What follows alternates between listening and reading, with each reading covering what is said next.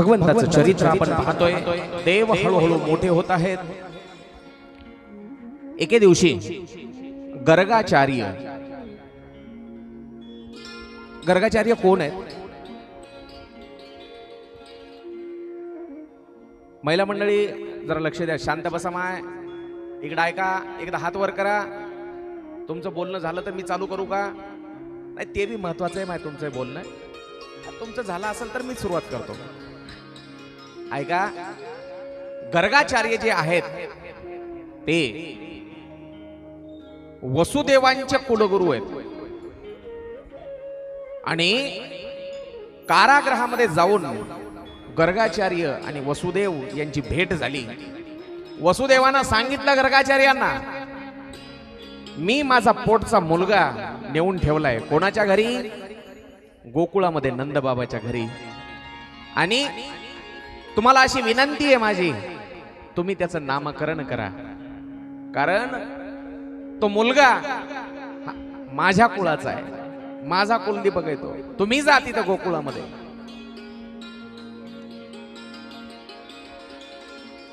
आणि तुम्ही स्वतः जाऊन त्याचं नामकरण करा.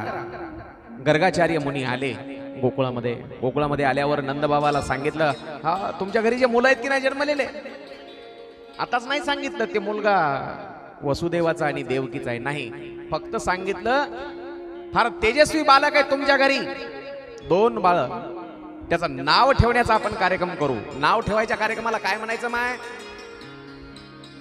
काय म्हणतात इकडे सांगा मला एकदा.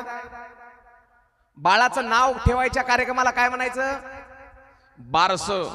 कोण नाव ठेवतंय? आत्या. म्हणजे नवऱ्याच्या बहिणीला तितका तरी मान आहे म्हणा अजून घरामध्ये. बाकी ननंदेचं नाव काढलं की कपाळावर आठ्याच पडतात महिला मंडळीच्या. चला ऐका ऐका. गर्गाचार्य मुनी, पूर्वीच्या काळी नामकरण हे साधू संतांच्या हाताने व्हायचं मामा. ऋषी मुनी नाव ठेवायचे, राजे महाराजे लोक नाव ठेवायचे बाळाचं. आता नाव ठेवणं हा एक त्या मम्मी पप्पाचं, ते दोघांच झालं. मम्मी पप्पा दोघांच्या गप्पा, बाल्या बाली 10x10 चिकोली एवढंच झालं आजकाल. बस नवऱ्याच्या अक्षरातलं एखादं नाव, नवऱ्याच्या नावातलं एखादं अक्षर घ्यायचं, बायकोच्या नावातलं 1-2 अक्षर घ्यायचं आणि त्यांना जुळवायचं आणि कसं तरी नाव ठेवायचं. एका मुलीचं नाव होतं विकेशा. एका मुलीचं नाव काय ठेवलं होतं? विकेशा. मी तिच्या मम्मीला विचारलं, म्हणलं काय नाव हो तुमच्या मुलीचं? ती म्हणली विकेशा. मला नवल वाटलं विकेशा. म्हणलं नावाचा अर्थ काय? म्हणली महाराज माहित नाही. म्हणलं नावाचा अर्थ होते विकेशा, म्हणजे केस नसलेली टकली. नावाला काहीतरी अर्थ असला पाहिजे. नाव जसं ठेवलंय का, माणसानं नावाप्रमाणे वागलं देखील पाहिजे. नावाचा उच्चार देखील बोलणाऱ्यानं तसा केला असते. नाही तर शामरावदाजी, मायबापांना नाव ठेवलेलं असते परशुराम. काय नाव ठेवलेलं असते? परशुराम. लोक काय म्हणतात? कोटला. हा, गेले की नाही तुम्ही त्या झिंगाटकडे? नाव असते अर्चना. लोक काय म्हणतात? कोणती? नावाप्रमाणे माणसानं वागलं देखील पाहिजे. नाव ठेवायचा कार्यक्रम. पण गर्गाचार्य मुनी नाव ठेवणार आपल्या मुलाचं हे जेव्हा कळालं यशोदेला आणि रोहिणीला, त्यावेळेला यशोदा आणि रोहिणीच्या मनामध्ये शंका आली. पहा तुम्ही, साधू संत यांच्या विषयी लोकांच्या मनात शंका असते. त्याला काय येते? बरोबर आहे ना? त्याला काय येते? रोहिणी आणि यशोदा विचार करू लागली, ते का लई शहाणा महाराज आहे का? त्याला काय येते? पाहूच बरं किती शहाणा आहे तो. रोहिणी आणि यशोदा विचार केल्या, काय करू म्हणले, आपण त्याची परीक्षा घेऊ, खरंच त्याला कळते का किती विद्वान आहे. यशोदा म्हणली, तुझं बाळ माझ्या मांडीवर दे, माझं बाळ तुझ्या मांडीवर दे, घे. नाव ठेवायचा कार्यक्रम ऐका. नाव ठेवण्यासाठी तो जो विधी करायचा होता, कुठं ठेवला तो? गाईच्या गोठ्यामध्ये. गाईच्या गोठ्यामध्ये दादा. कारण काय, वाड्यामध्ये जर ठेवलं असतं तर राक्षसांना कळालं असतं. गर्गाचार्यांनी ज्या मुलाचं नाव ठेवलंय तोच मुलगा वसुदेवाचा आहे हे राक्षसांना कळालं असतं. त्याच्या मागं हे राजकारण होतं. गाईच्या गोठ्यामध्ये कार्यक्रम ठेवला. गाईचा गोठा एवढा पवित्र आहे, गाईच्या गोठ्यामध्ये बसून तुम्ही नामजप करा, 1000 पटीनं फळ घरापेक्षा जास्त गाईच्या गोठ्यामध्ये मिळतं. घरामध्ये बसून केलेला जप त्याच्यापेक्षा गाईच्या गोठ्यात बसून जप करा, नामजप करा, 1000 पटीनं फलदायी येतो. शिवमहापुराण सांगतं. म्हणून गाईचा ऐका, जेव्हा ती पुतना मावशी आली होती का नाही, तिच्या अंगावर प्रेतावर कृष्ण खेळत होता. त्याला जेव्हा खाली घेतलं, काय घरी आणलं त्याला आणि गाईचं शेण लावून आंघोळ घातली. शामरावदाजी गाईचं शेण लावून कृष्णाला आंघोळ घातली. गाईचं शेण लावून. आपल्या खेड्यामध्ये सोडा अजून काही वाटत नाही गाईच्या शेणाचं. पुण्याला मी एकदा कथा करू लागलो आणि त्यावेळेला मी सांगितलं कृष्णाला गाईचं शेण लावून आंघोळ घातली. समोरच एक बसलेली होती मॅडम, ती म्हणली शी. म्हणलं तुमची. गाईचं शेण आहे ते, त्याच्या एवढे पवित्र गोष्ट जगामध्ये दुसरी कोणती नाही. हा, गाईचं शेण एवढं पवित्र आहे. पूर्वीच्या काळी घर सारवलं जायचं गाईच्या शेणानं. हा, तेव्हा गुडघेदुखी नव्हती, तेव्हा टाचदुखी नव्हती, तेव्हा कंबरदुखी नव्हती. जेव्हा गाईच्या शेणानं घर सारवले जायचे.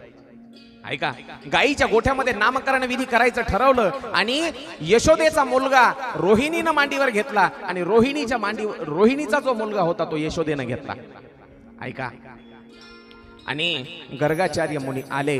गर्गाचार्य मुनींनी पाहिलं आणि पाहिल्याच्या नंतर सांगितलं, यशोदे, तुझ्या मांडीवरचा जो रोहिणीचा मुलगा आहे. काय म्हणले गर्गाचार्य? लगेच एका क्षणात ओळखलो. जे खरा साधू आहे ना त्याला जास्त गरज पडत नाही, वेळच लागत नाही. यशोदे, तुझ्या मांडीवरचा रोहिणीचा मुलगा तो अतिशय बलवान आहे. त्याचं नाव मी राम ठेवतो, पण बलवान असल्यामुळे त्याचं नाव बलराम असं पडेल. बोलिये बलराम दादा की. आता रोहिणीच्या मांडीवरच्या बाळाकडे पाहिलं. रोहिणी, तुझ्या मांडीवरचा जो यशोदेचा मुलगा आहे का नाही, तो सर्वांचं लक्ष वेधून घेणारा, सगळ्यांचं चित्त आकर्षित करणारा असल्यामुळं त्याचं नाव मी कृष्ण ठेवतोय. बोलिये कृष्ण कन्हैया लाल की जय. असे दोघांचं नाव ठेवलं. नाव ठेवल्याच्या नंतर भरपूर कथा आहे. त्या गर्गाचार्य मुनींना कसं देवानं त्रास दिला थोडा वेळ.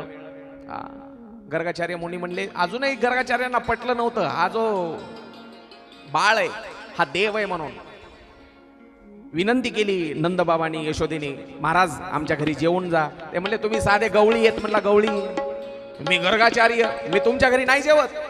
यशोदा म्हणली, बाबा मी शिधा देते तुम्हाला, तुम्ही काय करा, इथंच गाईच्या गोठ्यामध्ये चूल पेटवा आणि तुमचं तुम्ही काहीतरी बनवून खा. ठीक आहे म्हणला, मी खीर खातो. लोक विचारतात आम्हाला, महाराज तुम्हाला जेवायला कुठं कोणाच्या घरी चालेल? मी एकच सांगतो ना, कुठेही गेलो ना बाहेर एकच सांगतो, मला वारकऱ्याचं घर पाहिजे. मला जाती धर्माची काही अट नाही. मला वाढणारा व्यक्ती माळकरी असला पाहिजे, कपाळाला त्याच्या बुक्का पाहिजे, त्याच्या बैठकीमध्ये गेल्यावर हॉलमध्ये पांडुरंगाचा माऊलीचा फोटो पाहिजे. मामा मला बाकी दुसरं काही लागत नाही. मला जाती धर्माची काही घेणं देणं नाही. सगळे एका देवाचे लेकर आहेत. आणि आपला वारकरी संप्रदाय आणि आपली सनातन हिंदू संस्कृती असं सांगते, फक्त वर्ण व्यवस्था होती, ब्राह्मण, क्षत्रिय, वैश्य आणि शूद्र. जाती ह्या नंतर आल्या.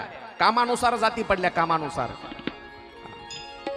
जातीवरून कोणी हलका आणि कोणी श्रेष्ठ ठरत नाही. वाल्या कोळ्याच्या कुळामध्ये जन्मून देखील ब्राह्मणापेक्षाही श्रेष्ठ पदवीला गेला. देवाचं चरित्र लिहिलं अगोदर आणि सांगितलं देवाला, मी जसं लिहिलंय तसं वाग. ही आपली संस्कृती आहे. म्हणून हे जाती डोक्यातून काढून टाका. आणि जोपर्यंत तुमच्या डोक्यातून जात निघणार नाही, हा आपला सर्वनाश व्हायला वेळ लागणार नाही. एक लक्षात घ्या. ऐका, चला खीर बनवली कोण? गर्गाचार्यांनी. आणि गर्गाचार्यांनी डोळे बंद केले. यशोदेनं बाळाला उचललं होतं तोपर्यंत पाळण्यात नेऊन टाकलं. झोपी घातलं बाळाला, कृष्णाला, बलराम दादाला, आणि गेली आपलं काम करायला. त्या गर्गाचार्यांनी खीर बनवली आणि एका वाटीमध्ये, प्लेटमध्ये म्हणा, नैवेद्य बाजूला काढून ठेवला आणि डोळे बंद केले आणि हाक मारली भगवंताला. कोण्या भगवंताला? त्या वरच्या. अजून गर्गाचार्याला ओळख पटली नव्हती त्या नंदबाबाच्या पोराची. हाच देव आहे म्हणून डोळे बंद केले आणि विनंती केली, देवा या नैवेद्य ग्रहण करा. शांताकारं भुजंगशयनं पद्मनाभं सुरेशं विश्वाधारं गगनसदृशं मेघवर्णं शुभांगं. हाक पोहोचली कोणाजवळ? शुद्ध भावनेनं हाक मारत जा माय. बस मनामध्ये भावना शुद्ध असली पाहिजे फक्त. नाही तर मला पोरग हो दे दुसऱ्याचं वाटोळं होऊ दे हे म्हणलं की नाही, हे नाही जमणार. भावना शुद्ध असली पाहिजे देवाला हाक मारण्यासाठी. भावना शुद्ध भावनेनं हाक मारली गर्गाचार्याने. गर्गाचार्य म्हणले देवा ये आणि नैवेद्य ग्रहण कर. पण देव तिथं वैकुंठात नव्हताच ना, इथंच पाळण्यामध्ये खेळत होता. ते उठलं तिथलं आलं, वाटीतला नैवेद्य खाला आणि उष्टा केला. उघडले डोळे गर्गाचार्यानं आणि लगेच यशोदेला हाक मारली, यशोदे तुझ्या कार्ट्यानं माझ्या देवाचा नैवेद्य उष्टा केला, उचल तुझ्या पोराला. यशोदा आली उचलून घेऊन गेली आणि पुन्हा पाण्यात झोपी घातलं. गर्गाचार्याने ती वाटी धुतली आणि पुन्हा वाटीमध्ये दुसरा नैवेद्य काढला आणि पुन्हा एकदा देवाला हाक मारली, देवा या आणि नैवेद्य ग्रहण करा. डोळे बंद केले. गर्गाचार्याने हाक मारल्याबरोबर पुन्हा पाण्यातनं उठलं आणि पुन्हा आलं. एकदा दोनदा तीनदा म्हाताऱ्या गर्गाचार्याची बेजारी केली आणि नंतर लक्षात, नंतर पुन्हा एकदा कुंडली पाहिली, अरे हेच कुंडली त्या भगवंताची आहे. मग हात जोडले, चुकलं माझं, मी ओळखलं नाही तुम्हाला. गर्गाचार्य निघून गेले आणि आता देव हळूहळू मोठे होऊ लागले. हळूहळू एका दिवशी काय केलं माय, देवाला आंघोळ घातली. एका दिवशीची गोष्ट. तुम्ही म्हणाल मग आजपर्यंत आंघोळच केली नव्हती का त्यानं? नाही, त्याला दररोज आंघोळ असायची कृष्णाला. पण त्या दिवशीची विशेष गोष्ट सांगतोय. त्या दिवशीची विशेष गोष्ट काय झाली, 2-4 गल्लीतल्या त्या म्हाताऱ्या बायका जमा झाल्या आणि त्यांनी आंघोळ घातली. आंघोळ घातल्यावर ते पहा काय काय म्हाताऱ्या म्हणतात ना, अगं माझ्या हाताने आंघोळ घालून दे, पाय कसं झोपीत जाते. बरोबर आहे की नाही? म्हणतात की नाही महिला मंडळी? तुमचं जरी मुलगा असेल आंघोळ घालायला, तुमचा अधिकार असतो का आंघोळ घालण्याचा? महिला मंडळी सांगा, आंघोळ घालायचा लेकराचा अधिकार कोणाचा? म्हाताऱ्याचा. बरोबर आहे की नाही? लेकराची जी माय असते की नाही, ती फक्त पाणी असं लांबून बकेटीत पाणी टाकायलाच असते, तिला जवळ सुद्धा येऊ देत नाहीत म्हाताऱ्या. वत वत म्हणतात, कडक वत, अजून गरम. आणि पुन्हा आंघोळ घालताना पाय, आता मी आंघोळ घातल्यावर कसा हातगुण आहे मग झोपतेच म्हणते ती. आंघोळ घालताना तेल लावून त्याचे असे हातपाय रगडतात. ते म्हणते मेलो रे बापा म्हणते. ते डोळे लावून पडते, कशाला उठल ते. पण आंघोळ घातल्यावर कृष्ण एवढा रडायला लागला, एवढा रडतोय. आंघोळ झाली, यशोदेनं पाळण्यात टाकलं, पण पाळण्यात टाकून देखील कृष्ण रडायचा थांबत नाही. मजरडत बाळता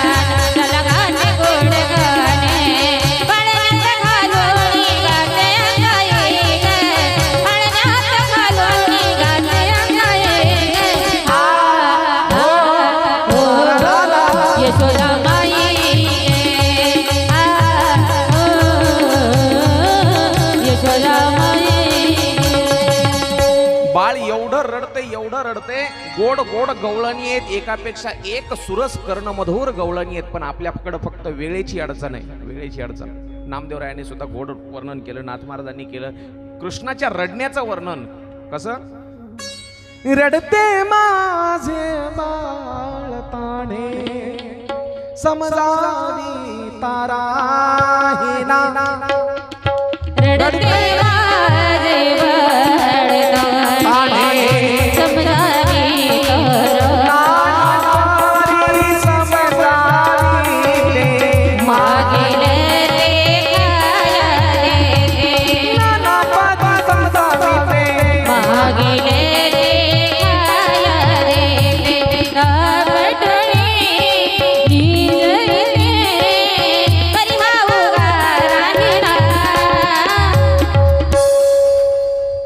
घरी गेल्यावर म्हणा रडते असं गोडीला लावून सोडावं लागते.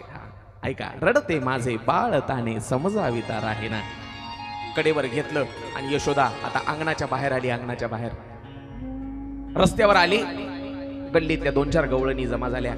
एवढ्या 9 सायासानं झालेलं पोर बऱ्याच वेळापासून रडते म्हटल्यावर काळजी वाटायला लागली सगळ्याला. माझ्याजवळ दे, माझ्याजवळ दे, माझ्याजवळ दे. वैतागून गेली यशोदा.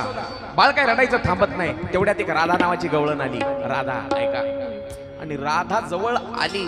आल्याबरोबर कृष्णाला घेतलं, घेतल्याबरोबर ते शांत झालं. घेतल्याबरोबर शांत झालं, रडतच नाही आता ते. राधा म्हणली, यशोदा काकू, अहो एवढा वेळ तर तुम्ही म्हणत होत्या फार रडते, फार रडते, कुठं रडायला बघा बरं.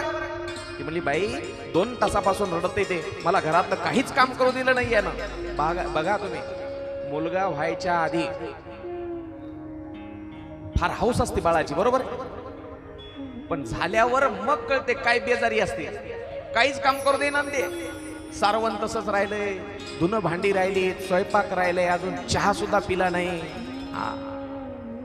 यशोदा म्हणली, राधे तुला जर एवढंच वाटत असेल रडत नाही, तू तुझ्या घरी नेऊन बघ बरं, याला सांभाळ थोडा वेळ, माझे बरेचसे काम राहिले. राधे राधे राधे राधे राधे राधे राधे ये श्याम सुंदर. राधे राधे राधे राधे राधे राधे ये श्याम सुंदर. राधे राधे राधे राधे ये श्याम सुंदर. राधे राधे राधे राधे राधे राधे राधे हे श्याम सुंदर. राधे राधे राधे राधे राधे राधे राधे हे श्याम सुंदर. राधे राधे राधे राधे हे श्याम सुंदर.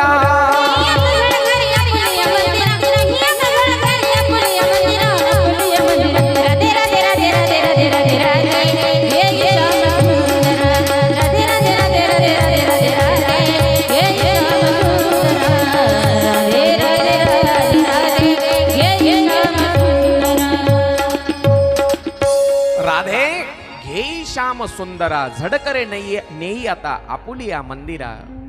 मग राधेनं कृष्णाला घेतलं कडेवर आणि आपल्या घरी गेली, घरी घेऊन गेली. तिच्या घरी नेली आणि पलंगावर बसवलं. त्याला बसवल्याच्या नंतर राधा घरातले छोटे मोठे काम करायला लागली. पण राधा बोलते कृष्णाला. आपण महिला मंडळी बोलतात का नाही, लहान जरी बाळ असलं कितीही, महिला मंडळी बाळाला असं बोलतात, खूप बोलतात. किती बोलतात ते जर पाहायचं असेल तर दुपारच्या वेळेला घरी गल्लीमध्ये जास्त माणसं नसतील ना, तेव्हा त्या आईचं बाळासोबत कसं बोलणं असतं ते पाहायला मिळतं त्याची. हा, माझं वासरू, माझं पिल्लू, असे गाणे म्हणतात, झोका देत देत. पण ऐकायची वेळ मात्र दुपारची पाहिजे. घरामध्ये जास्त माणसं नसावं, गल्लीत कोणी नसावं. हा, माझं या गोष्टीवर फार बारीक अभ्यास असते.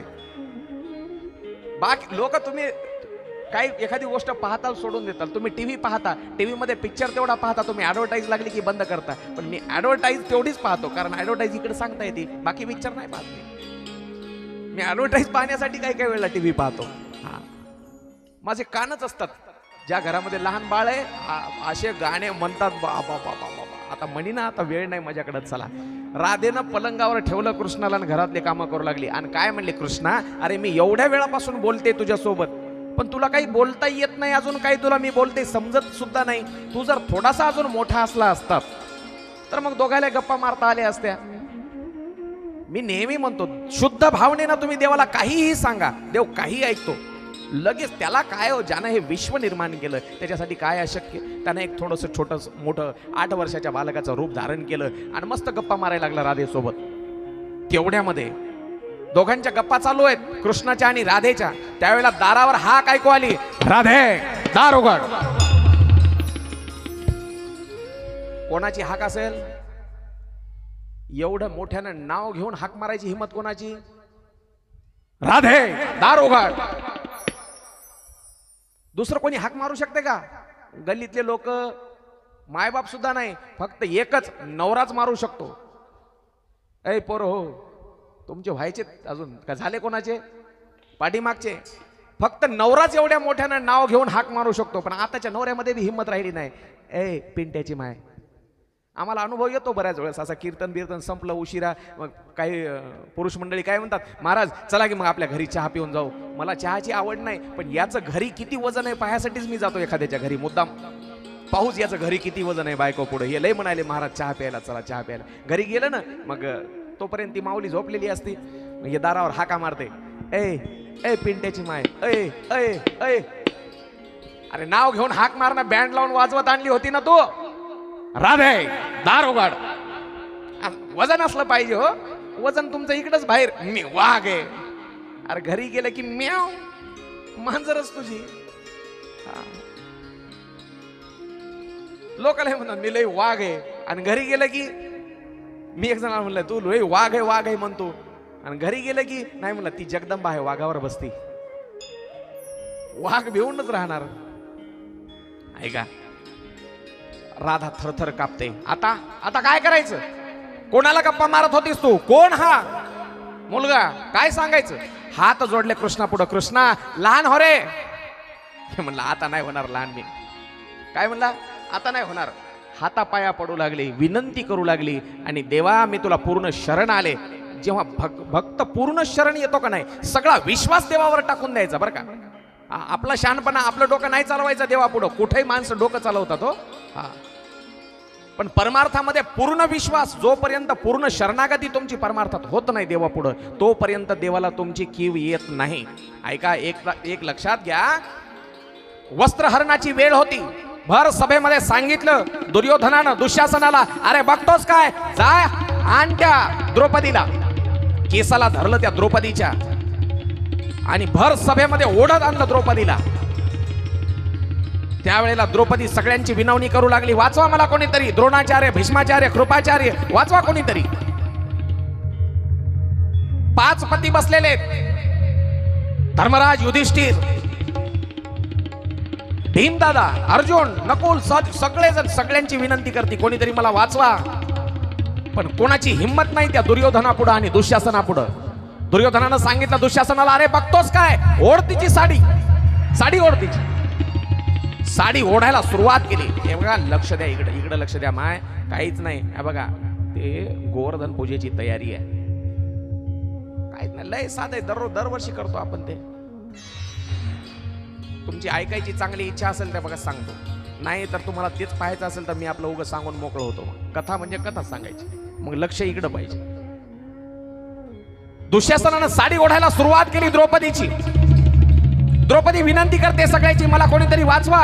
भीष्माचार्य, द्रोणाचार्य, कृपाचार्य, कोणाची हिंमत नाही त्या दुःशासनाला आणि दुर्योधनाला थांब म्हणण्याची. मामा त्यावेळेला 5 पतीच्या समोर धर्मराज, युधिष्ठिर, भीमदादा सगळ्यांची विनंती केली द्रौपदीनं, मला वाचवा. नाही, शेवटी तिच्या लक्षात आलं मला वाचवणारा माझा दादा आहे, फक्त दादा आहे कृष्ण. त्यावेळेला हाक मारली कृष्णाला, पण कशी हाक मारली? एका हातानं अशी साडी धरली छातीला, एका हातानं, आणि एका हातानं हाक मारू लागली, कृष्णा दादा धाव रे, कोठे गुंतलासी द्वारकेच्या राया. पण देव आला नाही. का? कारण द्रौपदीचा विश्वास तिच्या हातावर होता, या हातावर. तिला वाटलं मी या हातानं साडी धरून ठेवली म्हणजे माझी ओढू शकत नाही दुःशासन. नाही, सगळी साडी ओढली. त्यावेळेला शेवटची, जेव्हा शेवटचं टोक राहिलं साडीचं, शेवटचा एक पदर, त्यावेळेला द्रौपदीला कळून चुकलं, आता माझा हात सुद्धा माझी इज्जत नाही राखू शकत. मग दोन्ही हात मोकळे सोडले, दोन्ही हात वर गेले देवाकडे, देवा मला वाचव रे. त्यावेळेला भगवंत एका क्षणात, देवानं साडी नाही पाठवली, देवच साडी झाला.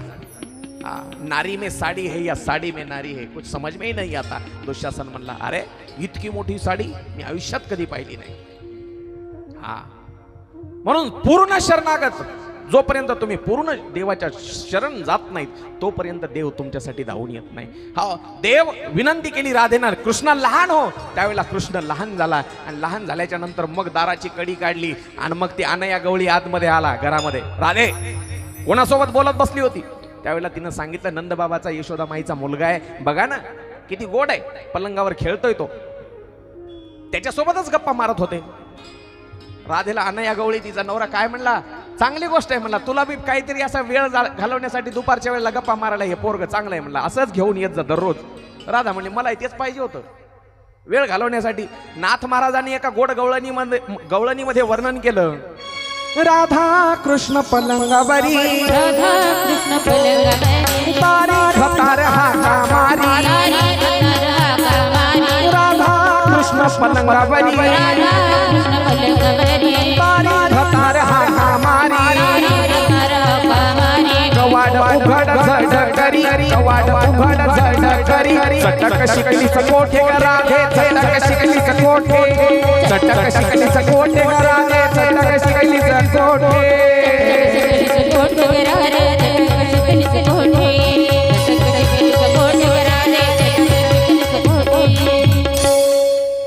चटक शिकली सकोठे राधे चटक शिकली सकोठे. गोड गोड भगवंताचं चरित्र आहे. काही जणाला मनामध्ये माणसं फार शंकाखोर असतात. आजकालच्या तरुण पोरांना काय वाटतं, हे काय होतं असं कथा ऐकल्यावर, हे देवाचे चरित्र पुन्हा पुन्हा दरवर्षी तेच नेहमी आपण टीव्हीवरही पाहतो, ग्रंथात वाचतो, मोबाईलवर वाचतो. काय होतं पुन्हा पुन्हा कथा ऐकल्यानं? त्याचं देखील उत्तर व्यास महाराजांनी सांगितलं. काय होतं कथा ऐकल्यावर? ऐका. येन येन अवतारेण भगवान हरिरीश्वरः करोति कर्णरम्याणि मनोज्ञानी चतः प्रभो. भगवान कृष्णानं जे जे अवतार धारण करून अनेक अवतार धारण केले. मग मत्स्य अवतार सांगितला, कुर्मा अवतार सांगितला, वराह अवतार सांगितला, वामन अवतार सांगितला. हे जे सगळे अवतार धारण केले आणि ज्या ज्या मनोहर लीला केल्या, त्या श्रवणीय लीला, त्यांचं श्रवण केल्यावर काय होतं? भगवंताविषयी मनामध्ये हृदयामध्ये प्रेम वाढतं. आणि भगवंताविषयी प्रेमच फार महत्वाचं आहे. आपल्या मनामध्ये संसाराविषयी प्रेम आहे, पण भगवंताविषयी म्हणूनच पहिल्याच दिवशी भागवत महात्म्यामध्ये सांगताना हे सांगावंच लागतं की भागवत कथा ऐकल्यावर भक्ती ज्ञान आणि वैराग्य वाढतं. मनामध्ये भक्ती वाढवायची असेल, देवाविषयी प्रेम वाढवायचं असेल आणि ज्ञान वाढवायचं असेल तर ही भागवत कथा आहे. चला, भागवत कथा श्रवण केल्यावर कृष्णाविषयी प्रेम वाढतं, विषयांची आशा संपते, मनामध्ये विषय वासना विकार संपतात आणि अंतःकरण शुद्ध होतं आणि भगवंताविषयी भक्ती निर्माण होते. अंतःकरण शुद्ध झालं पाहिजे. अंतःकरण ज्या वेळेला शुद्ध होतं ना, मग तुम्हाला कुठला देवदेव करायची गरज राहत नाही. विशेष असा ऐका, आपल्या साधू संतांनी गोड सांगितलं. हो, नांदतो केवळ पांडुरंग काया ही पंढरी आत्मा हा विठ्ठल. काया ही पंढरी आत्मा हा विठ्ठल. काया ही पंढरी होऊन जाते आणि आत्मा हाच विठ्ठल होऊन जातो. पंढरपूरला सुद्धा जायची गरज नाही. पण कधी? जेव्हा अंतःकरण शुद्ध होईल आणि आत्मा हाच विठ्ठल होईल आणि प्रत्येक माणसामध्ये विठ्ठलाचं रूप दिसू लागेल, त्यावेळेला म्हणतोय बरं का, काया हीच पंढरी होऊन जाते आणि आत्मा हाच विठ्ठल होऊन जातो. चला, हळूहळू आता देवाचं वय 108 दिवस झालं माय. म्हणा किती? 108 दिवसाचा कृष्ण झालाय. मग काही जणाला प्रश्न पडतो, महाराज पुतना मारली, कितव्या दिवशी मारली हो? एकादशीच्या दिवशी भगवान भोलेनाथ आले होते आणि चतुर्दशीच्या दिवशी, म्हणजे 8ही दिवस झाले नव्हते, नवमी पासून चतुर्दशी मोजा, 5-6 दिवस, 5व्या-6व्या दिवशी त्यानं पुतना मारली. तो देव आहे, अचाट ताकद आहे त्याच्यामध्ये. 108 दिवसाचा कृष्ण झालाय. यशोदा आता 108 दिवसाचा झाल्यावर काय झालं? एका दिवशी कृष्ण असा एका अंगावर पडला. मग एका अंगावर पडला म्हणजे जोपर्यंत बाळ असं झोपते आणि नंतर मग हळूहळू ते जसं वाढायला लागतं तसं असं एका अंगावर एका खांद्यावर इकडे पडू लागलं. काय म्हणतात त्याला? तुमच्या गावात लेकर नाही? बोला ना. जशा का लक्ष्म्या उभ्या केल्यात एका हा काय म्हणतात आजे? उघडं पडायला लागलं. हा शाबास. ते नवल वाटलं यशोदेला. यशोदा म्हणजे म्हातारपणी एवढ्या नवसा सयासानं लेकरू झालं आणि मनामध्ये किती उत्साह, किती आनंद असतो. यशोदेनं त्याचा देखील उत्सव साजरा करायचा ठरवलं.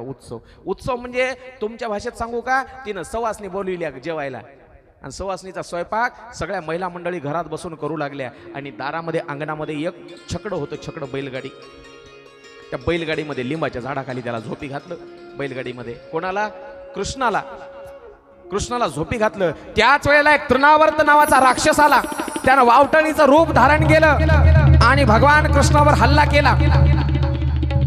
त्यानं छकड्यासहित भगवान कृष्णाला उचललं आणि वर आकाशात नेलं.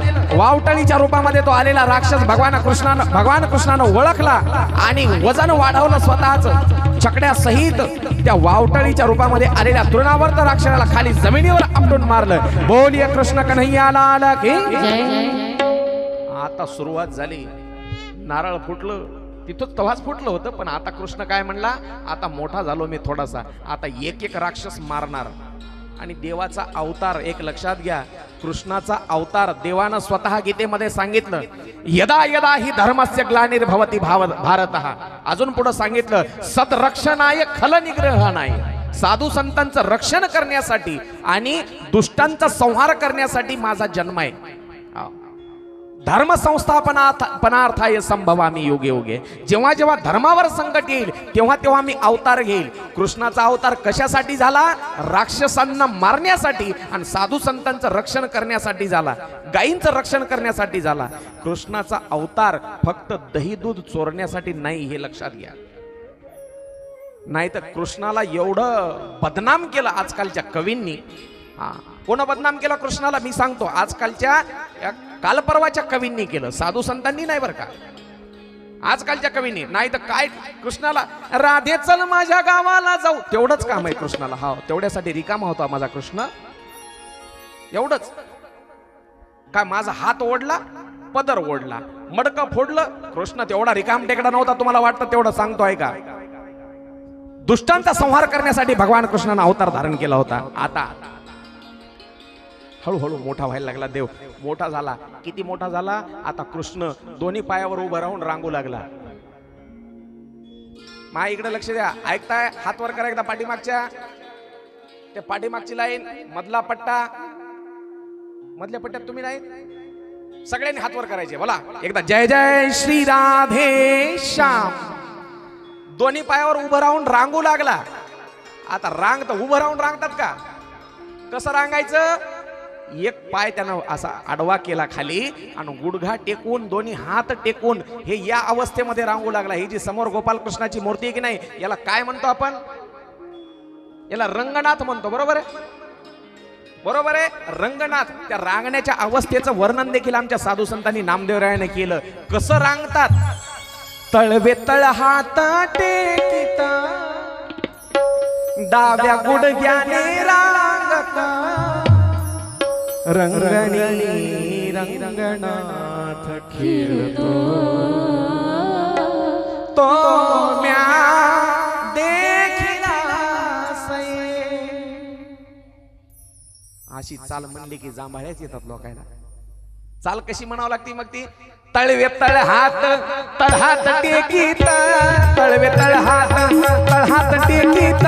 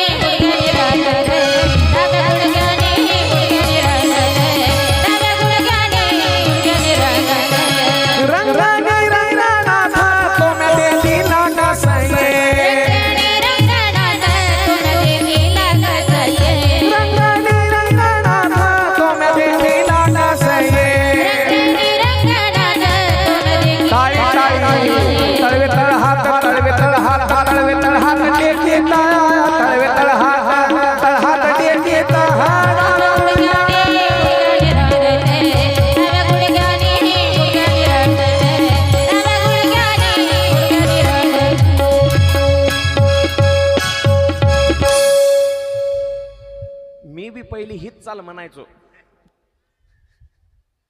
लोकायला वाटते सांप्रदायिक चाल आहे. नाही, हे ओरिजिनल गाणं जेव्हा कळालं काय तेव्हापासून मी चालच म्हणणं सोडून दिलं. ज्याला कळालं त्याला धन्यवाद, नाही कळालं गाणं त्याला थोड्या वेळानं पुन्हा पोटभर जेवायला आहे. तुम्हाला नंतर सांगतो, ऐका. हा, काय झालं? आता देव रांगायला लागला. रांगत रांगत नंतर मग आता सगळं घर त्याला कमी पडायला लागलं. सगळं घर कमी पडायला लागलं. एका खोलीतून दुसऱ्या खोलीत, दुसऱ्या खोलीतून तिसऱ्या खोलीत, अंगणामध्ये, ओसरीवर, सगळ्या वाड्यामध्ये कृष्ण फिरायला लागला. आणि कृष्ण एवढा लाडका होता सगळ्या गवळणीचा. त्याला पाहिल्याशिवाय एक दिवस सुद्धा चैन पडत नव्हता. आणि एक गवळण येऊन गेली, त्याला पाहून गेली की दुसरीला सांगायची, हो मी पाहून आले ग त्याला, फार आज गोड शृंगार केलाय, त्याचा गोड मेकअप केलाय. कोण? यशोदेनं. हो. लगेच दुसरी गवळण, एका पाठोपाठ तिसरी गवळण. दिवसभर यशोदेचा दिवस जायचा त्याच्यामध्ये. आणि आता तेवढं आवडत लेकरू. एक विचार करा, तुमचे आमचे लेकरं असतात नाही, आपले लेकरं असतात, नाकातून गंगा जमुना वाहतात त्याच्या, मडक्यासारखा पोट नगारा असते त्याचं, हातपाय काडी असतात, कुपोषित असलं आपलं असलं तरी आपल्याला किती गोड वाटते, किती चांगलं वाटते. पण तो तर जगाचा बाप आहे, ब्रह्मांड नायक कृष्ण, तो किती गोड असेल. एक लक्षात घ्या, देवाची मूर्ती आपण प्रत्यक्ष डोळ्याने देव नाही पाहिला, बरोबर, आपण कोणी देव नाही पाहिला, आपण फक्त देवाची मूर्ती पाहिली, देवाचा फोटो पाहिलाय. देवाची मूर्ती आणि देवाचा फक्त फोटोच पाहिलाय. जर मूर्ती आणि फोटोमध्ये जर देव इतका गोड दिसत असेल तर प्रत्यक्षामध्ये तो माझा कृष्ण किती गोड दिसत असेल मामा. म्हणून तर वर्णन केलं, जिनकी प्रतिमा इतनी सुंदर, वो कितना सुंदर होगा, वो कितना सुंदर होगा, नाम है तेरा तारनहारा, कब तेरा दर्शन होगा, जिनकी प्रतिमा इतनी सुंदर,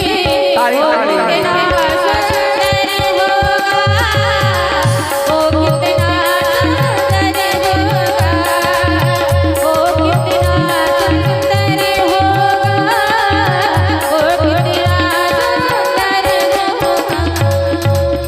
नाम है तेरा तारनहारा, कब तेरा दर्शन होगा, जिनकी प्रतिमा इतनी सुंदर. अहो, जर हा रंगनाथ मूर्तीतला जर एवढा सुंदर दिसत असेल तर प्रत्यक्षात तो गोपालकृष्ण किती सुंदर दिसत असेल. खरंच विचार करा, त्या कृष्णाला पाहण्यासाठी गवळणी यायच्या. पण एके दिवशी काय झालं, कृष्ण रांगत रांगत दारात निघाला, अंगणातून बाहेर पडला, दरवाजाच्या बाहेर पडला. नंदबाबाचा वाडा आजही तिथं गोकुळामध्ये गेल्याच्या नंतर तुम्हाला पाहायला मिळेल.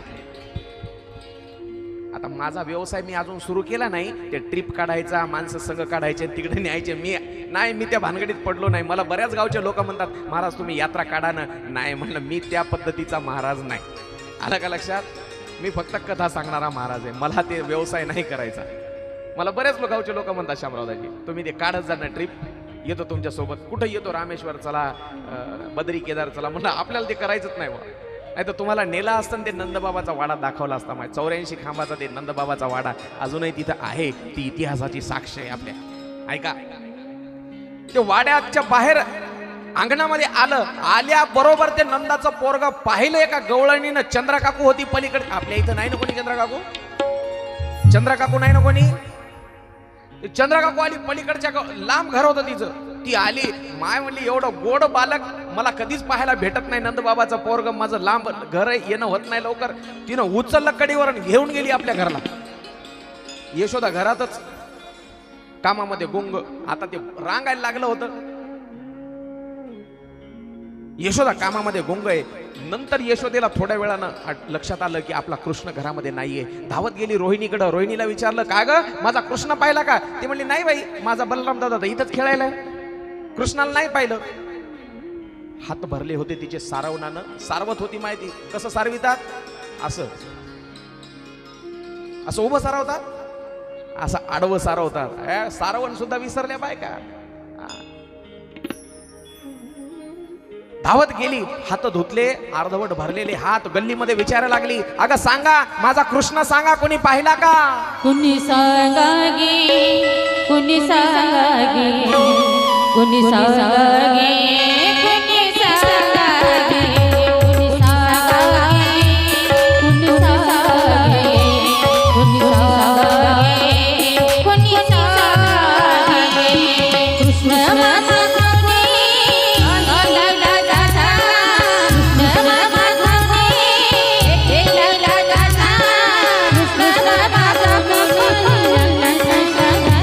कोणी सांगा गे, कोणी सांगा गे, कुणी सांगागे कुणी सांगागे कुणी सांगागे कुणी सांगागे कुणी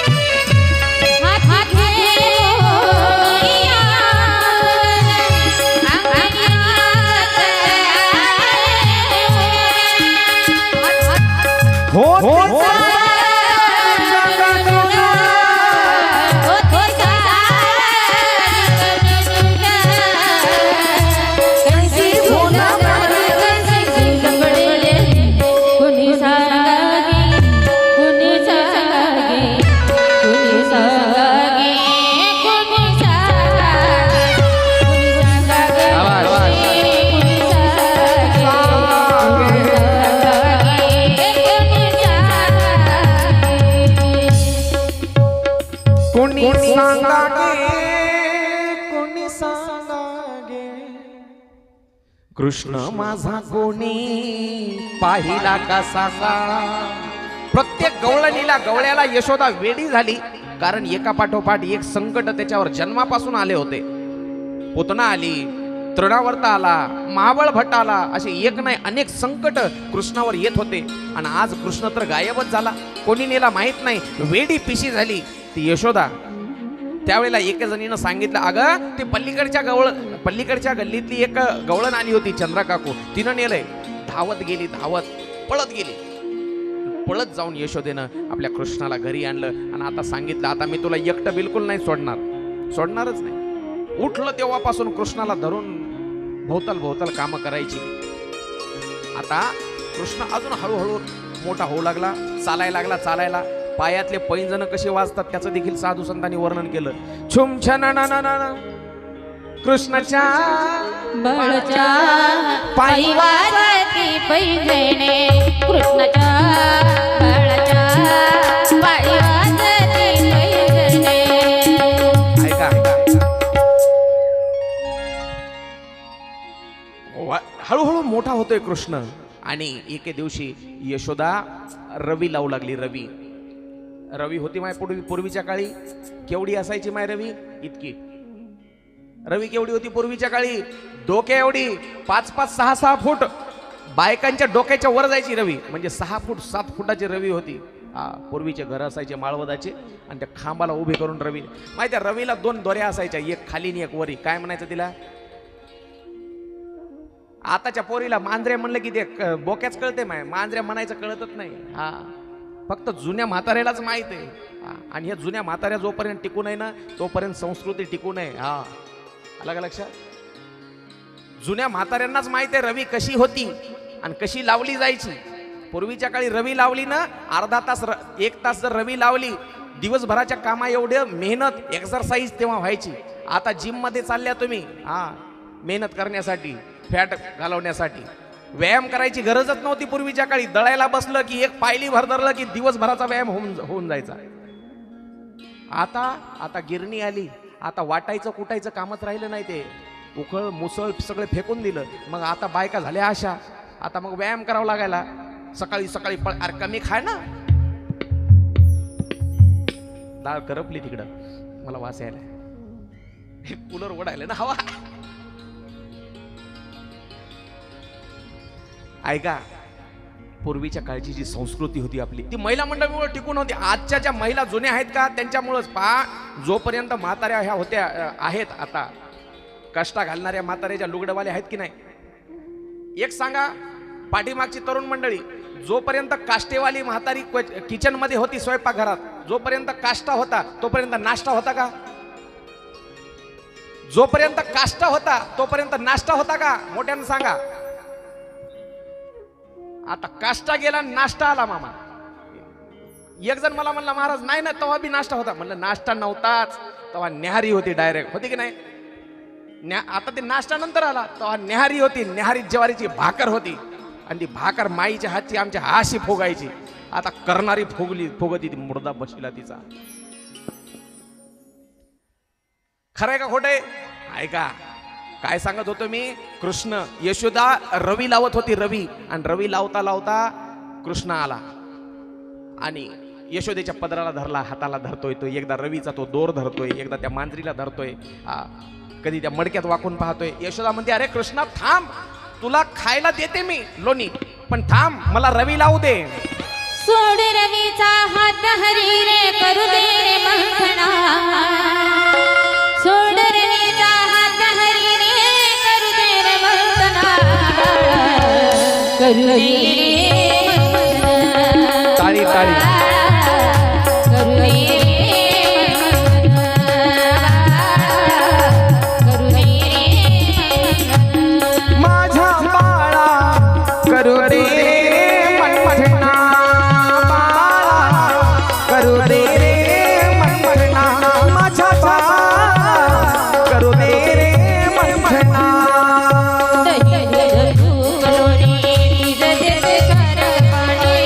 दही दूध तूप लोणी तुझं देते शारद पाणी.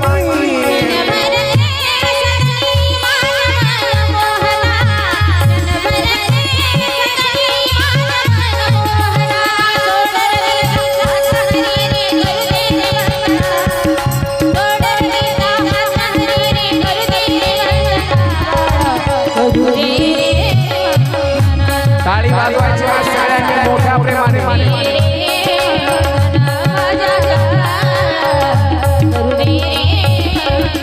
करू दे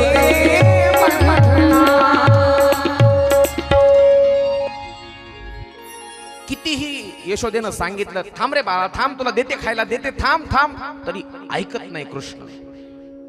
कृष्णाला खायला आवडणारी गोष्ट सगळ्यात जास्त जर काय असेल तर ते लोणी होतं.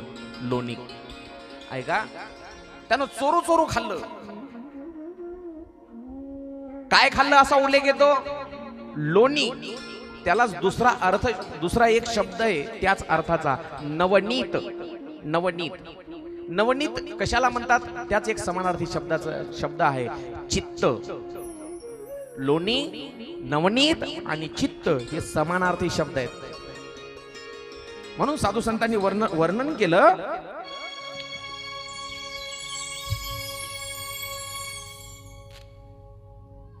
तुका म्हणे गरुड सावळे रूपडे चोरटे चित्ताचे.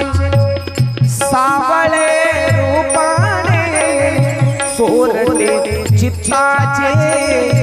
सावळे रूपडे चोरटे चित्ताचे. लोणी किंवा नवनीत किंवा चित्त हे समानार्थी शब्द. गवळणींचं चित्त चोरलं. ऐका, कृष्णाचं पोट भरत नाही आईनं दिलेल्या लोण्यानं. मग तो काय म्हणला, आता उद्या बघतोच म्हणला आई मला पोटभर कस काय देत नाही. त्याला एकच कळालं होतं, लोणी कुठून येते, लोणी कुठून येते आणा, ते अशा या डेऱ्यातून वर येते. त्याला काय कळालं, एवढंच कळालं शामरावजी, डेऱ्यातून वर येते लोणी. म्हणला त्या डेऱ्यातच उद्या जाऊन बसतो. यशोदा उठायच्या आधी ते उठलं आणि डेऱ्यात जाऊन लपून बसलं. यशोदेला वाटलं असं अंगणात खेळत असेल कुठं आजूबाजूला, डेऱ्यात जाऊन लपून बसलं. आणि यशोदेनं मग रवी सोडली त्याच्यामध्ये. कशात? डेऱ्यामध्ये. पहिले डेरे बी होते तसेच, घागरी 15-15, 20-20 लिटरच्या घागरी होत्या. आता आलं कळशीवर काम. माणसं कुल्लू मुलू अगरबत्ती छाप झाले. 1 क्विंटलाचं पोट होतं तेव्हा 3 धाराचं. बरोबर आहे तुमच्या काळात. आता 50 किलोचा कट्टा उचलला ना, आता 30 किलोवर झाले. पहिले डेरे बी असे मोठाले होते आणि रवी बी मोठाल्या होत्या. त्या डेऱ्यात लपून बसलं पोरग. आणि यशोदेनं रवी लावायला सुरुवात केली. बेजार घामाघूम झाली. लोणीच वर येईना. लोणीच वर येणं गेल्यावर माय काय करता तुम्ही? लोणी वर येणं गेल्यावर पाणी टाकतात, बरोबर. कोणतं टाकायचं? थंडगार फ्रीज मधलं आहे ना. कोणतं पाणी टाकतात? मसडाच राहिल्या ना गावात. आता रेडीमेड झाले. मम्मी पप्पा दोघाच्याच गप्पा, बाल्या बाली 10 बाय 10ची खोली, डेअरीहून आणायचं बस, ताणच नाही. गरम पाणी टाकतात, तिनं गरम पाणी टाकलं यशोदेनं, आणि डेऱ्यामध्ये गरम पाणी टाकलं तरी लोणी वर येईन. परेशान झाली यशोदा, कशामुळे लोणी आज वर येईन. तिनं हात घातला डेऱ्यामध्ये, तर त्याचे ते जावळं असे केस आले वर हाताला.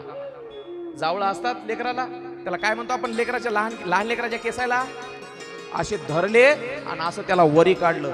किसन्या, अरे मध्ये जाऊन बसला, डोकं फुटत होतं ना तुझं. आई म्हणला मला पोटभर लोणी खायचं होतं, तू देतच नाहीस. रवी लावताना असा आवाज येऊ लागला, त्याचं सुद्धा वर्णन, कसा आवाज येत होता. घुम घुम करी ती डेरे घुमती, घुम घुम करी डेरे घुमती, छंदे छंदे डोलती, छंदे छंदे डोलती.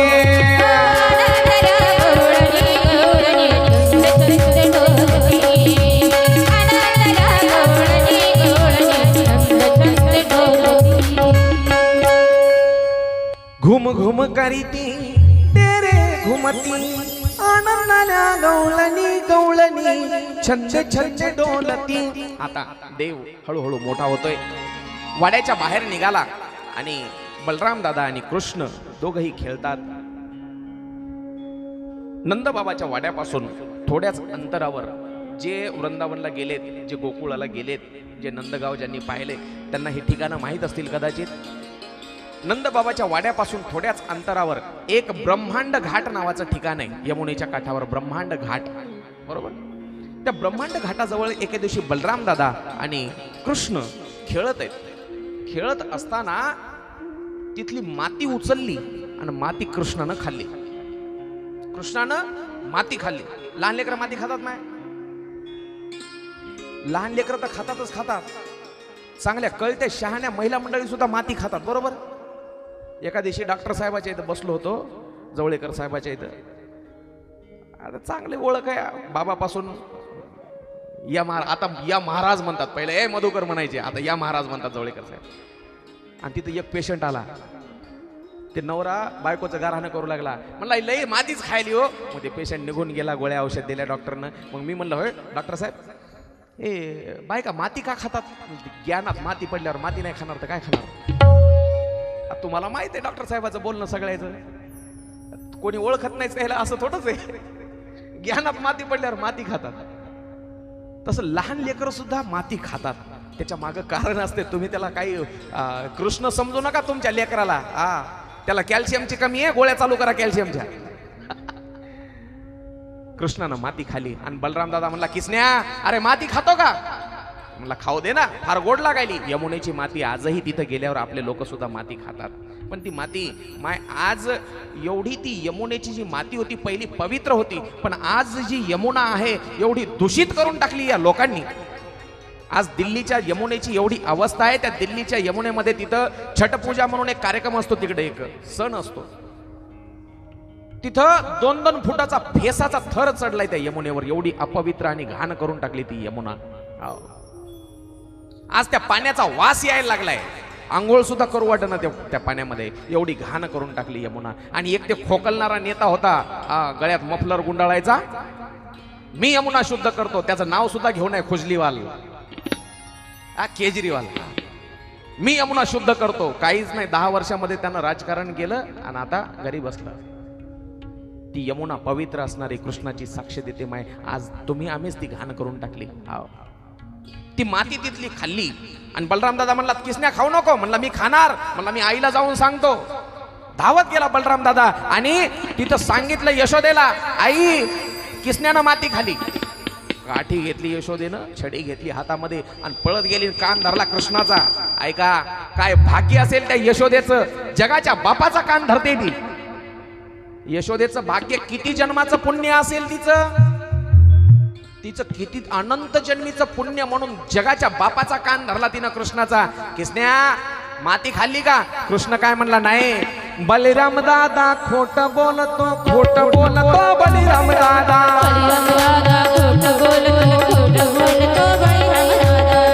हे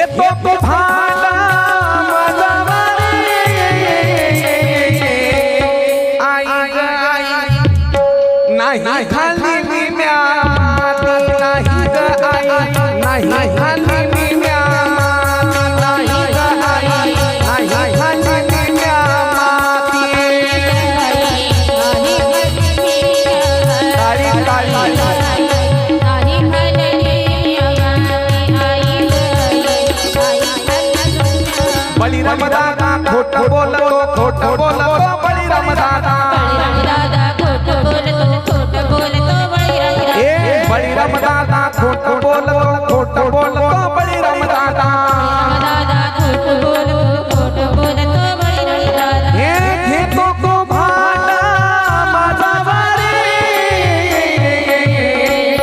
नाही ग आई नाही झाली मी म्यामान नाही ग आई नाही झाली मी म्यामान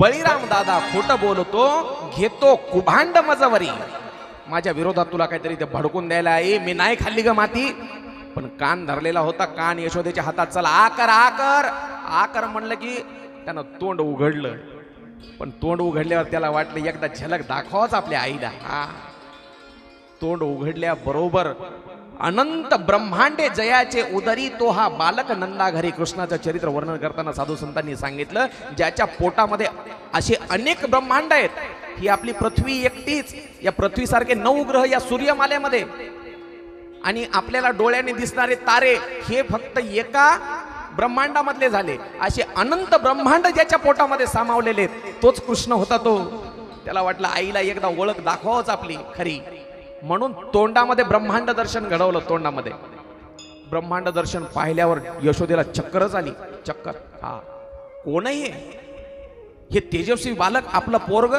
त्यावेळेला कृष्णाला वाटलं माझ्या आईला जर माझी खरी ओळख पटली माझ्या आईला जर खरी ओळख पटली मी कृष्ण नाही मी देव आहे तर आई माझी पूजा करेल देवाऱ्यावर बसून आई मला मुलगा मानणार नाही माझी पूजा करेल मला आई पाहिजे मला भक्त नाही पाहिजे कृष्णाला काय वाटलं मला आई पाहिजे माझी पूजा करणारी माझी भक्त नाही पाहिजे म्हणून ती माया आवरून घेतली आणि जे दाखवलं होतं यशोदेला ते डोक्यातलं सगळं मिटवून टाकलं हा मला जीव लावणारी आई पाहिजे तिथून आले आणि आता देव मोठा होते हळूहळू एके दिवशी पहा भक्ताची एक तळमळ कशी असते देवाला भेटण्यासाठी एका गावामध्ये शेजारच्या एक म्हातारी होती म्हातारी एवढा एक प्रसंग सांगतो फार गोड आहे मी प्रत्येक कथेमध्ये हा प्रसंग सांगतो आणि व्यास महाराजांनी देखील आवर्जून तो भागवतामध्ये वर्णन केलेला आहे बरेचसे सोडून देतात कथाकार हा प्रसंग सांगत नाहीत पण याच्यातला जो भाव आहे की नाही भाव देव तुमचा भाव पाहतो माय ऐका एक म्हातारी होती जवळच्या खेड्यामध्ये राहणारी तिथल्या गोकुळाच्या जवळच्या आणि ती फळं विकायची फळं पेरू विकायची जांब विकायची बरोबर तर ती पेरू विकणारी म्हातारी तिला वाटलं देवानं अवतार धारण केलाय नंदबाबाच्या घरी मी जाऊन भेटावं पण कसं भेटायचं कारण नंदबाबा त्या गोकुळाचे एक प्रकारे राजे पण आपल्याला त्या वाड्यामध्ये परवानगी मिळणार नाही जायला मग तिनं फळाची टोपली घेतली डोक्यावर आणि निघाली गोकुळामध्ये आली गोकुळात आल्यावर म्हातारी काठी टेकवत डोक्यावर फळाची टोपली घेतली तिनं आणि तिची तळमळ एकच नंदबाबाचा मुलगा तो कृष्ण पाहायचा आहे मला यशोदेचा मुलगा तो कृष्ण पाहायचा आहे देव फक्त भावाचा भुकेला आहे माहिती तुमच्या वैकुंठ सोडोनी आला कशासाठी देव भावाचा भुकेला एका जणाला विचारलं बाबा रे मला नंदबाबाच्या वाड्यापाशी जायचंय आणि कृष्णाला भेटायचंय काय करावं लागेल ते म्हणला कृष्णाला जर भेटायचं असेल तर असा नियम लावलाय म्हणला नंदबाबाच्या वाड्याला 10 फेऱ्या मारायच्या अगोदर ऊन मी म्हणते उन्हाळ्याचे दिवस आणि ती म्हातारी तेवढ्या उन्हामध्ये नंदबाबाच्या वाड्याला फेऱ्या मारते काठी टेकवत थकली म्हातारी थकली आणि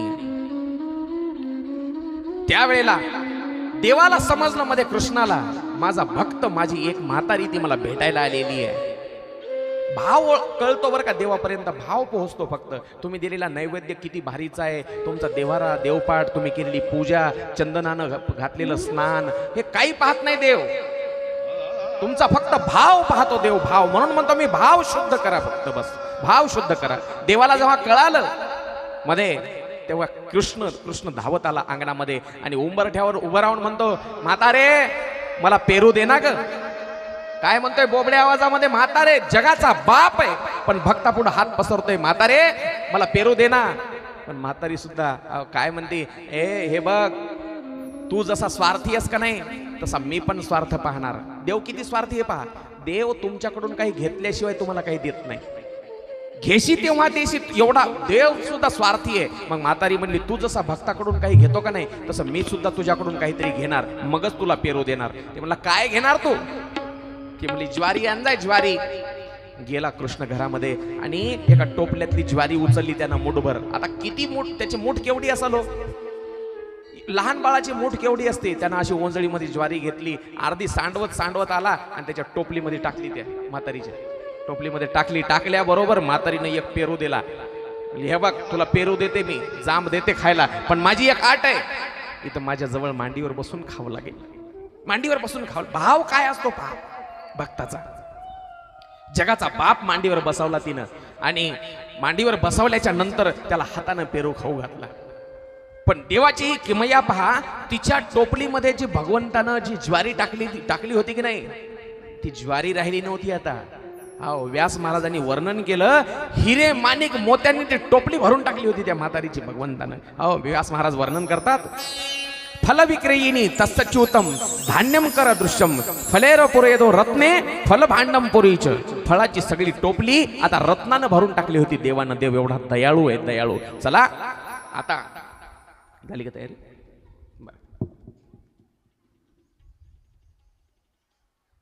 हो, मी 5 मिनिटात मग तुम्हाला 5-10 मिनिटात.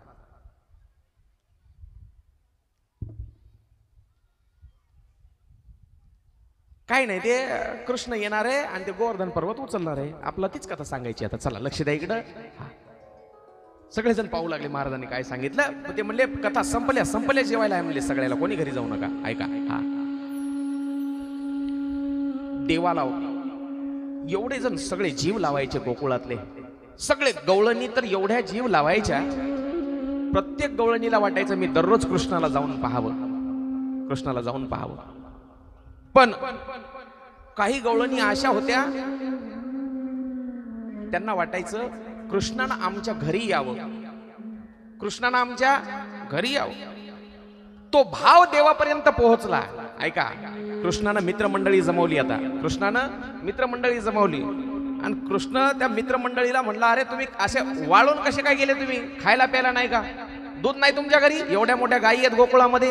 ते म्हणले किसन्या दूध आहे, भरपूर दूध आहे, पण सगळं दूध डेअरीला. सगळं दूध कुठं? डेअरीला. काहीच नाही ढेरीला. काय म्हणले? हे सगळं दूध जाते म्हणले डेअरीला, ढेरीला काहीच नाही. म्हणजे आपण चोरून खाऊ. ऐका, थोडं लवकर सांगणार आहे. चोऱ्या करायला सुरुवात केली. माय काही गवळणीला वाटायचं कृष्णानं आपल्या घरी येऊन स्वतः चोरी केली पाहिजे. पण काही गवळणी दाढ होत्या. त्या म्हणल्या कसं येते पाहतेच माझ्या घरी. एक गवळण होती, ती म्हणली कसं येते मी त्याला धरून दाखवते. कृष्णाला बातमी सांगितली. कोण सांगितली? पेंद्या आरतीची चंद्रा काकू नावाची गवळण आहे का, ती म्हणाली कृष्णा कसा येते माझ्या घरी बघते, मी त्याला धरूनच दाखवते. शामरावदाजी पेंद्याला काय म्हणला कृष्णा? पेंद्या हिचा नंबर घे रे म्हणला, घर नंबर लिहून. ते म्हणला सगळे नंबर आहेत आपल्यापाशी, फोन नंबर आहे, व्हॉट्सअप नंबर आहे, फेसबुक आयडी, इन्स्टा आयडी, सगळे आयडी आहेत म्हणला हिच्या आपल्याकडे. संध्याकाळीच नंबर हिचा. बस तिनं काय केलं, सगळे ते शिंके वर बांधले, शिंक्यावर मडके, आणि त्याला एक घंटी बांधून ठेवली. घंटी कशामुळं? घंटी कशामुळं? कृष्ण जर आला आणि मडके जर फोडायला लागला ते वाजली पाहिजे घंटीने, आवाज आला पाहिजे, आपण उठलो पाहिजे. पण कृष्ण बी एवढा हुशार, सगळे त्या गोपाळाला मध्ये नेलं घरामध्ये, आणि मध्ये नेल्याच्या नंतर त्या घंटीलाच सांगितलं, हे बघ म्हणले घंटी, तू जर वाजली तर भारतातल्या कुठल्याच मंदिरात तुझा नंबर लागू देणार नाही म्हणले, बांधूच देत नाही कोणाला. ते म्हणले आपण वाजतच नसती. युती म्हणली आपली. युती झाल्यावर वाजतात काय? हा, युतीतून बाहेर पडल्यावर ते वाजायचं राहते. ज्याला कळालं त्याला धन्यवाद. राजकारणाची गोष्ट आहे. युती झाली की भांडत नसतात. सत्ता भोगायची फक्त. सगळ्या गोपाळाला खाऊ घातलं, दही दूध तूप. पण जगाचा पाप मग त्यानं लोणी खायला सुरुवात केल्याबरोबर मग घंटी वाजायला लागली. ऐका, देवाऱ्यामध्ये घंटी आहे माहिती तुमच्या? देवाऱ्यामध्ये प्रत्येकाच्या घंटी आहे का नाही? छोटी घंटी आपण वाजवतो, ती घंटी वाजवायची असती. आलं का लक्षात? घंटी वाजवायची असती आरती करताना, नैवेद्य दाखवताना. पण शामरावदाजी, ते आरतीचं ताट एका हातामध्ये असते काय, दुसऱ्या हाताने घंटी वाजवायची असते. लोक आरती फिरवितात आणि घंटी फिरवितात. हे चुकीच आहे. घंटी फक्त वाजवायची आणि आरती फिरवायची असते. मी बऱ्याच जणांचं पाहतोय मी. ती घंटी वाजायला लागली. कृष्णानं म्हणले, हे तू सांगितलं होतं ना वाजत नाही. ती घंटी काय म्हणली ऐका ना, सगळं जग जेवताना मी शांत बसेल, पण जगाचा बाप जेव्हा खातो जेवतो तेव्हा जर मी शांत बसले तर माझ्या कुळाला डाग लागेल, म्हणून आता शांत बसणार नाही मी. कृष्ण बाहेर निघाला, पण ती गवळण ज्या ठिकाणी झोपलेली होती की नाही, तिच्या नवऱ्याचे असे केस, दाढी, ते आता जे आपले हे आलते की नाही, कोण आपले चोपदार महाराज, त्याची दाढी पाहिली काय, लांब अशी त्याची वाढलेली होती अशी केस दाढी, आणि त्या गवळणीची पण लांब केस होते असे चांगले कमरेपर्यंत. कोणता शॅम्पू तिनं सांगितलं मला, मी कोणता डव्हातला शॅम्पू लावत होती म्हणे. कोणता सतीश, कोणता डव्हातला? हा डव डव, हा मला येत नाही जरा. डव शॅम्पू लावत होती, लांबच्या लांब केस होते. आताच्या गवळणीचे कापायल्यातच गवळणी केस. कशामुळं? ते भांडे घ्यायचे ना स्टीलचे. आता लांब केस राहिले नाही, आता विधभरच. ऐका, दाढीची आणि वेणीची गाठ मारली आणि कृष्ण निघाला तिथून. पोरायला सांगितलं उद्या सकाळी इथून सॉंग निघणार आहे रे, सकाळी सकाळी लवकर या. सकाळी सकाळी 6 वाजताच दारामध्ये एक गोसावी आला. अलख, ते पहिले यायचे की नाही गोसावी पीठ मागायचे, ते गोसाव्यानं अलख म्हणलं की ती गवळण झटक्यानं उठायला गेली. कोण उठली? ते गवळण. पण गवळण उठायला गेली, पण मानेला असा झटका बसला. काय म्हणली ती गवळण? आता म्हातारपणी शोभतय का माझी वेणी ओढायली तुम्ही? पण गवळी असा रागेट होता, अक्कल आहे का तुझी जाग्यावर? तूच माझी दाढी ओढायली की? गवळी दे, हा फार खतरनाक होतो. तुझी अक्कल आहे का जाग्यावर? तूच माझी दाढी? नाही हो, मी कुठं दाढी ओढली, तुम्हीच माझी वेणी ओढली. झुकले दोघायची. ते म्हणले, हे बघ माग वळून बघ, दाढीची वेणीची गाठ आहे, म्हणजे सोडावं लागल. सुटना, कापली तर कापना, जाळली तर जळना. म्हणले त्या गोसायाला बोलू आणि सोडायला लावू.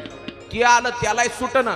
त्याला सांगितलं बापा बाहेर जाऊन तरी सांगू नको. ते रस्त्यावर गेलं आणि रस्त्यावर जाऊन म्हणला, सांगत नाही म्हणला काकू, कोणाला सांगत नाही तुमची दाढीची वेणीची गाठ मारलेली.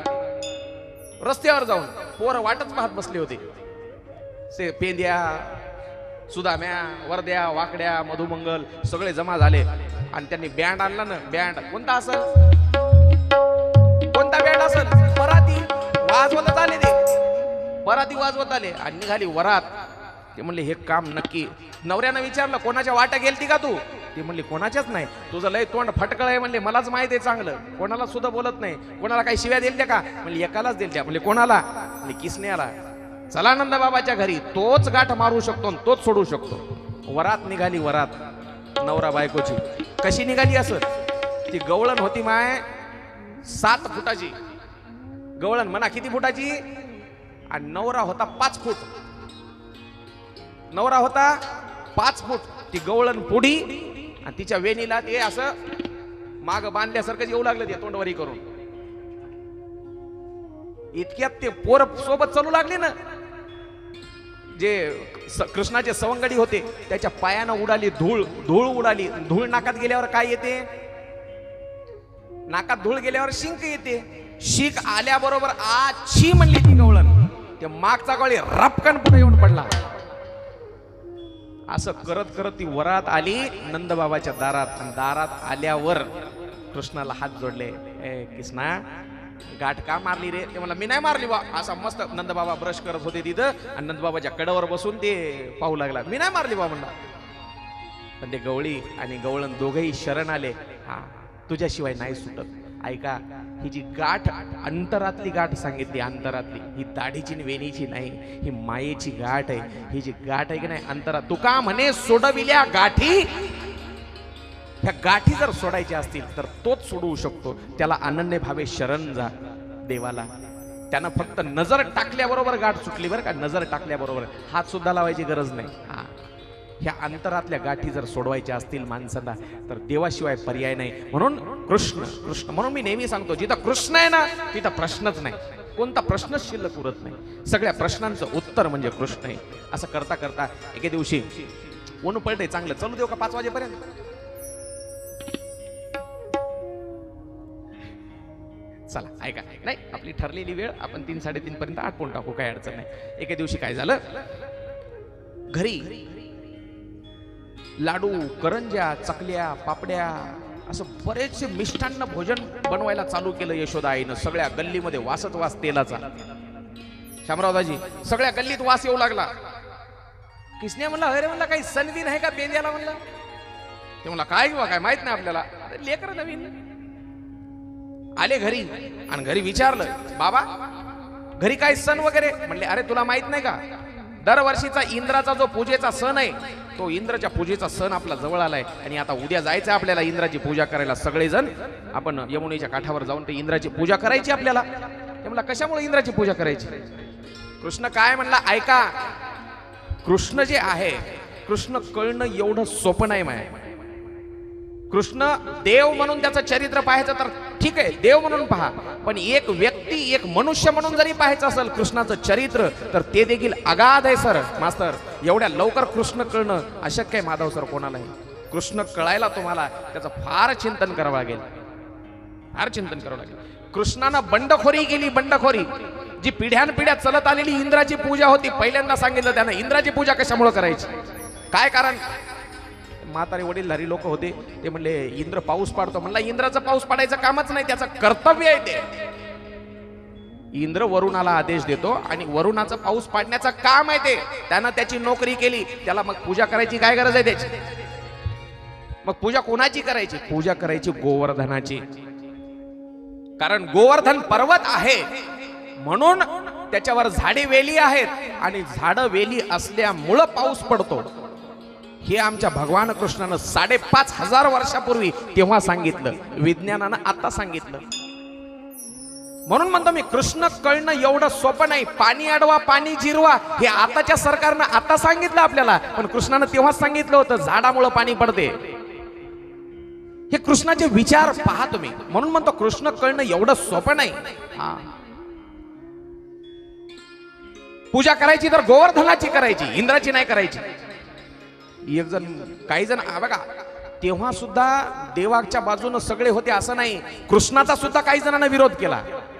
म्हणले नंदबाबा पोराच्या काल परवाचा पोरगा आहे याच्या नादी लागून तुम्ही आपल्या कार्यक्रमाचा खेळ खंडोबा करसाल बरं का. कोणत्या कार्यक्रमाचा ते गोवर्धन पूजेच्या कार्यक्रमाचा खेळ खंडोबा करताल. मग नाही म्हणले आता काही असो यावर्षी कृष्णाचंच ऐकायचं. पूजा गोवर्धनाचीच करायची इंद्राची करायची नाही. दुसऱ्या दिवशी सगळ्यांनी गाडी बैलामध्ये सगळं साहित्य भरलं पूजेचं. ऐका गोवर्धन जे आज आपण पाहतो माय ते गोवर्धन पर्वत जो आहे का नाही तो पूर्वीच्या काळी फार मोठा होता. गोवर्धन पर्वताला एक प्रकारचा शाप आहे. दरवर्षी गोवर्धन पर्वत एका एका तिळानं जमिनीमध्ये चाललाय. ऐका काही जणाला ह्या गोष्टी खोट्या वाटतात बरं का. काही जणाला अशा गोष्टी विज्ञानवादी लोकांना खोट्या वाटतात. तरुण मंडळी त्याच्यासाठी मी तशाच लोकांचा महाराज आहे. जे म्हणतात का नाही देव नाही मी तशाच लोकांचा महाराज आहे. गोवर्धन पर्वत हळूहळू लहान होत चाललाय पण हिमालयाची उंची दरवर्षी वाढत चालली. मान्य करावं लागेल का नाही तुम्हाला विज्ञानवादी. का कारण भूगर्भातल्या ज्या टेक्टॉनिक प्लेट्स आहेत त्याला टेक्टॉनिक प्लेट्स म्हणतो ना त्या दरवर्षी हलतात आणि भूकंप येतात आणि त्या हल्ल्याच्या नंतर जमिनीमध्ये एक दाब तयार होतो. त्याच्यामुळे जमीन अशी एकत्रित येत चालली. हिमालयाची उंची वाढत चालली. तसंच गोवर्धनाची कमी होत चालली. आपल्याकडे असे काही काही शिवलिंग आहेत त्यांची दरवर्षी उंची वाढत जाते. त्याला स्वयंभू शिवलिंग म्हणतात. दरवर्षी त्या शिवलिंगाची उंची वाढत जाते. हे डोंगरकड्याचं शिवलिंग आहे.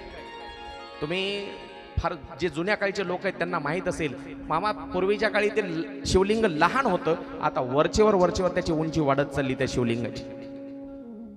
हे विज्ञानाच्या कळण्याच्या पलीकडच्या गोष्टी आहेत या. तुमची आमची बुद्धी नाही पोहोचू शकत तिथपर्यंत. तसं गोवर्धनाचं आहे. गोवर्धन हळूहळू लहान होत चाललाय जमिनीमध्ये चाललाय मध्ये मध्ये तो. ऐका मग काय केलं सगळ्यांनी ते जे काही पंचपक्वान्न बनवलेले होते असं म्हणतात 56 प्रकारचे भोग. गोवर्धन पूजा कधी असते माय आपण दरवर्षी करतो. तुम्ही देखील करता गोवर्धन पूजा. तीच गोवर्धन पूजा आपल्याला आता करायची. तुम्ही देखील करता तुमच्या घरी. कधी करता सांगा. आता बघा एकमेकीच्या तोंडाकडे असं पाहतात होय का माय आपण का केली. मग आपले सण आपल्याला आपली संस्कृती माहित नाही माय. ऐका दिवाळीमध्ये तुम्ही ते जे गाय वासर वाडा वगैरे करता का नाही करता का नाही? तीच गोवर्धन पूजा आहे आणि दिवस देखील तोच आहे. बलिप्रतिपदा म्हणजे बलीला पायानं दाबलं तो दिवस. ऐका अजून आता मी उद्या अजून सांगणारच आहे. ते जे राक्षस मारला नरकासूर, नरक चतुर्दशी म्हणजे तो दिवस. हे दिवाळीचे दिवस अजून त्यात मध्ये भर पडली. त्रेतायुगापासून आहे दिवाळी, तेव्हापासून एक एक दिवस त्याच्यामध्ये रामाच्या चरित्राशी संबंध आहे, कृष्णाच्या चरित्राशी सुद्धा दिवाळीचा संबंध आहे. ऐका सगळ्यांनी गाडी बैलामध्ये ते साहित्य भरलं पूजेचं आणि गेले गोवर्धनाची पूजा करायला गेले. त्या ठिकाणी गोवर्धनाची पूजा चालू झाली. पण जेव्हा बातमी कळाली इंद्राला, माझी पूजा न करता यावर्षी गोकुळातल्या लोकांनी नंदबाबांनी गोवर्धनाची पूजा केली, राग आला. वरुणाला बोलावलं, वरुण देव जा तुम्ही आणि गोकुळावर एवढा पाऊस पाडा सगळं गोकुळ वाहून गेलं पाहिजे. मुसळासारख्या धारा पडायला लागल्या, मुसळासारख्या. पूर्वीच्या काळी ऐका जेव्हा 7-8 वर्षापूर्वी जेव्हा मी असं कथा सांगायला गेलो ना, मुसळासारख्या धारा पडू लागल्या. लोकांना खोटं वाटायचं, मुसळासारख्या धारा कुठं आकाशातून पडतात का? पण आज ढगफुटी पाहिली ना लोकांना, आता कळालं मुसळासारख्या धारा कशा पडतात ते. आता ढगफुटी कळाली लोकांना काय असते. ढगफुटी झाली गोकुळावर, वरून एवढा पाऊस पडला वरुणानं. त्यावेळेला जेव्हा कृष्णाला कळालं हे इंद्राचं कारस्थान आहे, इंद्रानं वरुणाला आदेश देऊन पाऊस पडायला सांगितले, तेव्हा सगळ्या बाल गोपाळ सवंगड्याला जवळ बोलावलं आणि गोकुळातले सगळे नगरवासी गाई गोपाळ सगळे गोळा केले आणि सगळेजण गोवर्धन पर्वताच्या पायथ्याशी आले. त्यावेळेला या चला इकडं ऐका यायले ते कृष्ण. मला वाटलं आले काय की इथं, ते आणूनच लावलं फक्त.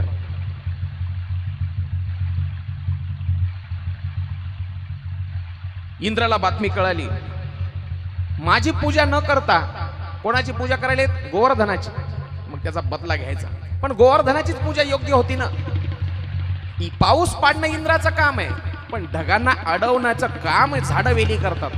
झाडवेलीचं महत्व कृष्णाने तेव्हा सांगितलं, तुकोबारायांनी सुद्धा सांगितलं. पाऊस कसा पडतो ऐका. भंडाऱ्या डोंगरावर जाऊन जेव्हा तुकाराम महाराज भजन करायचे, रक्ताचे नातेवाईक होते का कोणी संग? नाही. त्यांना कळालं होतं हे महिमान फक्त झाडा आणि वेलीच आहे.